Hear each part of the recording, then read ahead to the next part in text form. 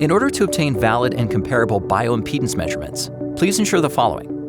Weight and initial height measurement should always be recorded under the same conditions.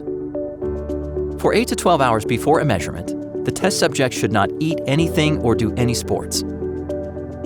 Intensive training with physical exertion the day before is also not recommended. No alcohol should be consumed for 12 hours before the measurement. Immediately before the measurement, no large quantities of liquid should be consumed. The bladder should be emptied before the measurement. The measurement should take place in a rested state.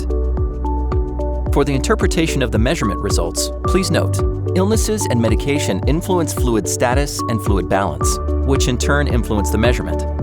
This must be taken into account during the analysis. Water retention may occur during premenstrual and menstrual phases.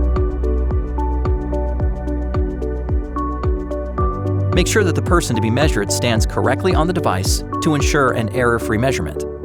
The test subject should select the same pair of hand electrodes on the left and right.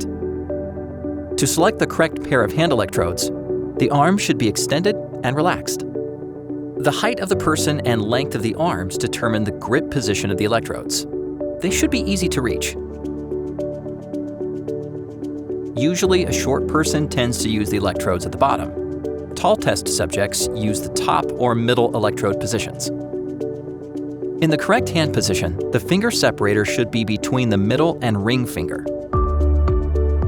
The individual should step on the device barefoot. The feet should be clean. The heels stand on the rear foot electrodes, and the ball of the foot on the front electrodes. The individual should assume an upright posture and not move during the measurement. The knees should be slightly bent. The choice of the hand electrodes influences the measuring result. Make note of the hand positioning that the patient chooses. This will ensure that the patient uses the same hand electrode pairs during subsequent follow-up measurements.